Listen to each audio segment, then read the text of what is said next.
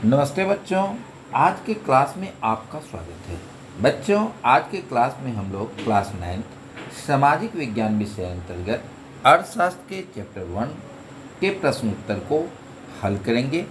पिछले वीडियो में हम लोगों ने इसी पाठ को विस्तृत रूप से पढ़ा था, जिसमें हम लोगों ने उत्पादन क्या है और उत्पादन के प्रमुख साधन कौन कौन से हैं उसका विस्तृत अध्ययन किया था।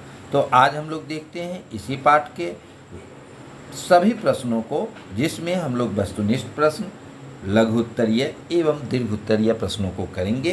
पहला क्वेश्चन हमारा वस्तुनिष्ठ प्रश्न है, जिसमें पहला क्वेश्चन है उत्पादन के प्रमुख साधन कितने हैं। क में है 3, ख में है 4, ग में है 5 और घ में है 2। तो उत्पादन के प्रमुख साधन 5 हैं।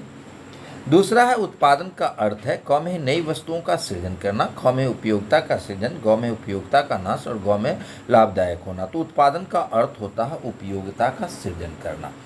तीसरा क्वेश्चन है उत्पादन का निष्क्रिय साधन है, क में है श्रम, ख में है संगठन, ग में है साहसी और घ में है भूमि। तो उत्पादन का निष्क्रिय साधन भूमि है, जबकि श्रम, संगठन एवं साहसी उत्पादन का सक्रिय साधन है। अगला क्वेश्चन है निम्नलिखित में से भूमि की विशेषता कौन सी है। क में वह नाशवान है, ख में है वह मनुष्य निर्मित है, ग में है उसमें गतिशीलता का अभाव है, घ में उसमें समान उर्वरता है।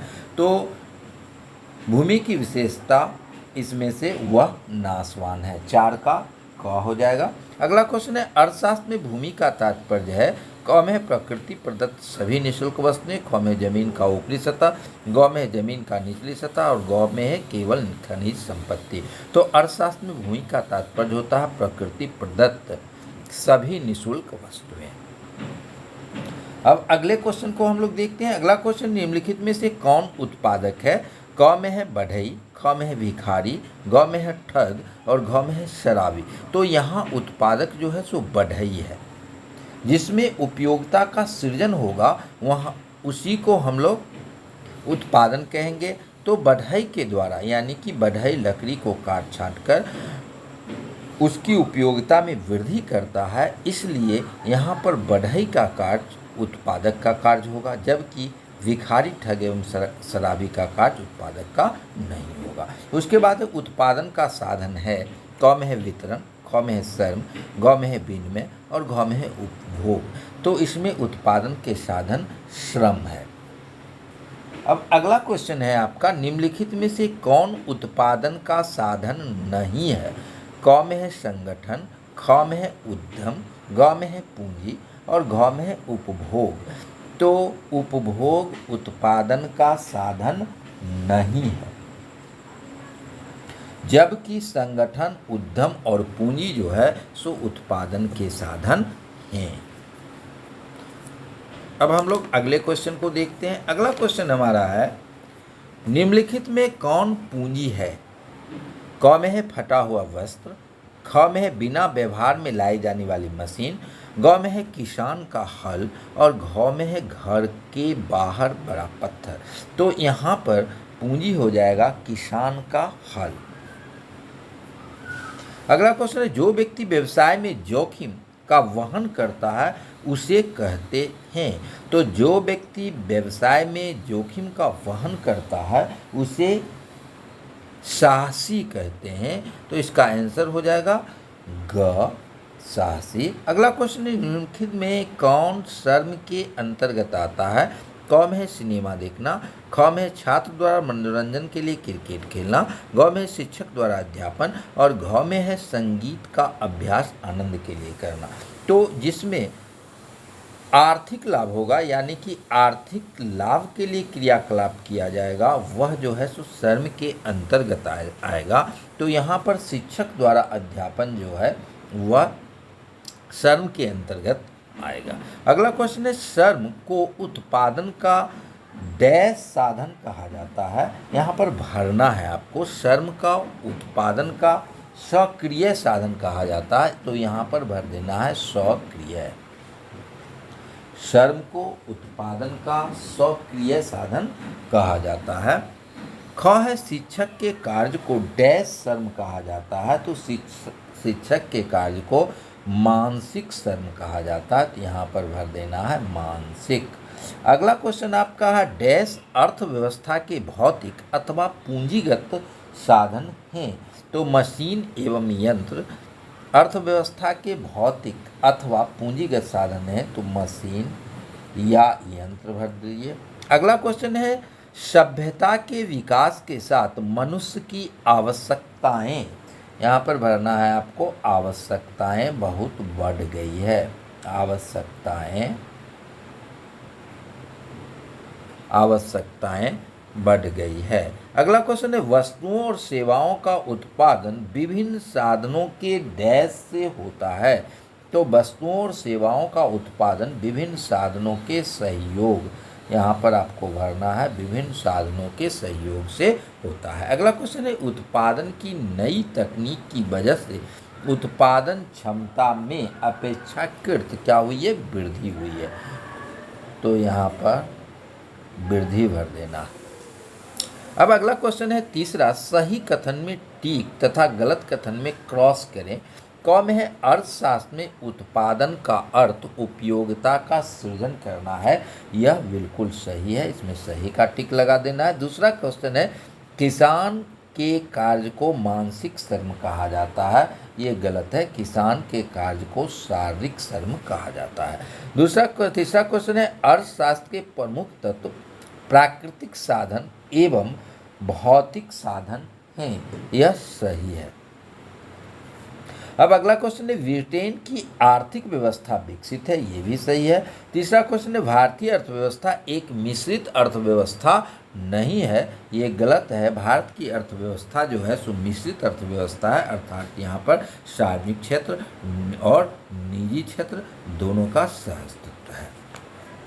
अब अगला क्वेश्चन आपको मिलाना है। पहला में है भूमि का पारिश्रमिक, तो भूमि का पारिश्रमिक से लगान की प्राप्ति होती है, तो इसमें लगान से मिला देना है। दूसरा है श्रम की पारिश्रमिक से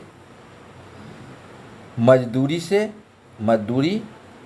तीसरा है पूंजी के पारिश्रमिक ब्याज से हो जाएगा। उसके बाद है व्यवस्थापक का पारिश्रमिक के फलस्वरूप वेतन मिलता है और साहसी के पारिश्रमिक के फलस्वरूप लाभ की प्राप्ति होती है, तो ये इसको मिला लेना है। अब अगला क्वेश्चन आपका लघु उत्तरीय प्रश्न है जो लगभग 20 शब्दों में लिखना है, यानी कि आंसर जो इसका देना है वह संक्षिप्त देना है। हम इसका आंसर आप लोग को बता देते हैं, लिख के लाए हैं। इसको आप लोग खुद से यानी कि खुद से लिखने का अभ्यास कीजिएगा, अपनी भाषा में लिखने का अभ्यास कीजिएगा। मैंने जिस रूप में क्वेश्चन को लिखा है उस आधार पर आप अपने से लिखने का प्रयास कीजिएगा और अपनी भाषा में लिखने का प्रयास कीजिएगा। तो पहला क्वेश्चन आपका है उत्पादन से आप क्या समझते हैं। क्या है उत्पादन से आप क्या समझते हैं, तो इसमें आपको उत्पादन क्या है उसके बारे में लिखना है।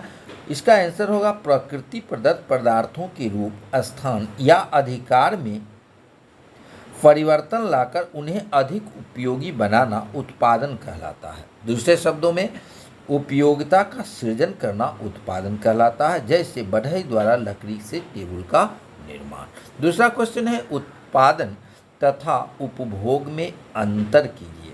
तो उपयोगिता का सृजन करना उत्पादन कहलाता है, उत्पादन से आय की प्राप्ति होती है, जबकि मानवीय संतुष्टि के लिए वस्तुओं का उपयोग उपभोग कहलाता है।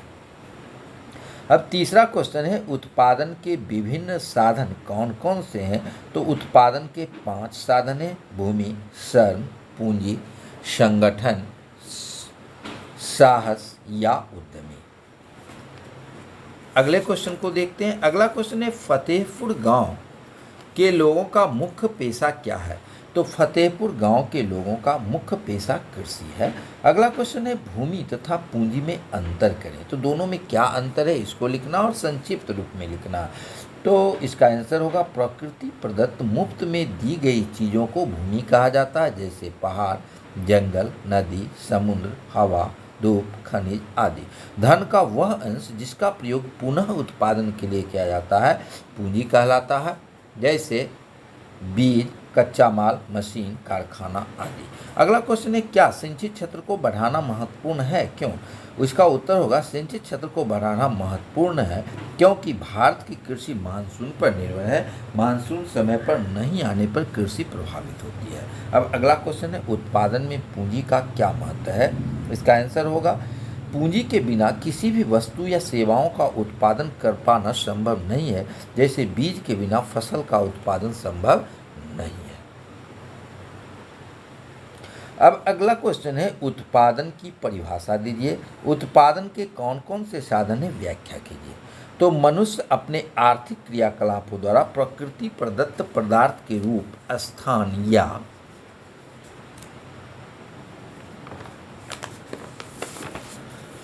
या अधिकार में परिवर्तन लाकर उसकी उपयोगिता में वृद्धि करता है तो उसे उत्पादन कहा जाता है। दूसरे शब्दों में उत्पादन का अर्थ उपयोगिता का सृजन करना है। उत्पादन के 5 साधन हैं। अब पांचों का थोड़ा थोड़ा वर्णन कर देना है। पहला साधन है भूमि। तो भूमि से तात्पर्य प्रकृति प्रदत्त सारे मुफ्त उपहारों से है। भूमि के अंतर्गत भूमि के ऊपरी सतह के अतिरिक्त पहाड़, जंगल, नदी, समुद्र, हवा, धूप, खनिज आदि सम्मिलित है। भूमि उत्पादन का मौलिक एवं निष्क्रिय साधन है। दूसरा क्वेश्चन है श्रम। तो आर्थिक लाभ के उद्देश्य से किए गए कार्य को श्रम कहते हैं। श्रम 2 प्रकार के होते हैं, मानसिक श्रम एवं शारीरिक श्रम। श्रम उत्पादन का सक्रिय साधन है। तीसरा है पूंजी। प्रकृति के निःशुल्क देन को छोड़कर वह सब संपत्ति जिससे आय प्राप्त होती है पूंजी कहलाती है। पूंजी के बिना किसी भी वस्तुओं और सेवाओं का उत्पादन कर पाना संभव नहीं है। बीज, कच्चा माल, मशीन, कारखाने, मकान आदि पूंजी के अंतर्गत आते हैं। अगला क्वेश्चन है संगठन। अगला पॉइंट संगठन है। संगठन उत्पादन के विभिन्न साधनों को एकत्रित कर उन्हें उत्पादन में लगाने की क्रिया को व्यवस्था अथवा संगठन कहते हैं। संगठन उत्पादन की प्रक्रिया का सक्रिय साधन है। अगला पॉइंट है साहस या उद्यमी। तो उत्पादन में जोखिम उठाने के कार्य को क्या कहते हैं, साहस कहते हैं, तथा जो व्यक्ति इस जोखिम को उठाता है उसे साहसी या उद्यमी कहते हैं। यह उत्पादन का सक्रिय साधन है। अब अगला क्वेश्चन है, उत्पादन के साधनों में संगठन एवं साहसी की भूमिका का वर्णन कीजिए। तो इसमें उत्पादन में संगठन और साहस की क्या भूमिका है, इसके बारे में आपको लिखना है। तो उत्पादन के साधनों में संगठन एवं साहसी की भूमिका अत्यंत ही महत्वपूर्ण है। व्यवस्थापक अथवा संगठनकर्ता ही उत्पादन के विभिन्न साधनों को एकत्रित कर कार्य में लगाता है। इसलिए संगठन को उत्पादन प्रक्रिया का एक सक्रिय साधन कहा जाता है। उत्पादन का कार्य जोखिम भरा होता है। जोखिम को उठाने का कार्य एक साहसी ही कर सकता है। उत्पादन प्रक्रिया में साहसी सोच समझकर पूंजी लगाता है, उत्पादन प्रक्रिया को चालू रखता है। अब तीसरा क्वेश्चन है, फतेहपुर गांव में कृषि कार्यों पर एक संक्षिप्त टिप्पणी लिखें। तो फतेहपुर गांव में कृषि ही जीविका का मुख्य साधन है। यहाँ के 75% लोग कृषि कार्य करते हैं। अन्य कार्यों में पशुपालन, मुर्गी पालन, डेयरी, दुकानदारी आदि क्रियाएं हैं। गांव बिजली उपलब्ध होने के कारण आधुनिक यंत्रों से कृषि की जाती है। आवश्यकता से अधिक खाद्यान्न उत्पादन होने पर बेचने के लिए बाजार ले जाते हैं। गांव काफ़ी आधुनिक एवं उन्नत है। अब तीसरा क्वेश्चन चौथा है, मझोले एवं बड़े किसान कृषि से कैसे पूंजी प्राप्त करते हैं, वे छोटे किसानों से कैसे भिन्न हैं। तो मझोले एवं बड़े किसानों के पास भूमि जोतों का आकार काफ़ी बड़ा होता है, जिससे वे बड़े पैमाने पर उत्पादन करते हैं। उत्पादन अधिक होने से वे इसे बाजार में बेचकर काफ़ी पूंजी जमा करते हैं। इन पूंजी का प्रयोग ये उन्नत ढंग से खेती करने में करते हैं। इन कारणों से इन्हें मुनाफा भी ज़्यादा होता है। इनकी पूंजी छोटे किसानों से भिन्न होती है, क्योंकि छोटे किसानों के पास भूमि कम होने के कारण उत्पादन कम होता तथा पूंजी का निर्माण नहीं हो पाता। इसलिए खेती के लिए इनमें पूंजी बड़े किसानों या साहूकारों से उधार लेना होता है, जिस पर उन्हें ब्याज चुकाना पड़ता है। तो ये इस पाठ के महत्वपूर्ण प्रश्न थे, जिसका हम लोगों ने हल किया। दूसरे दिन हम लोग अगले पाठ यानी कि क्लास 9 के अर्थशास्त्र विषय का इकाई 2 मानव एक संसाधन पर चर्चा करेंगे और उसके पश्चात इस पाठ के प्रश्नोत्तर को हल करेंगे। धन्यवाद।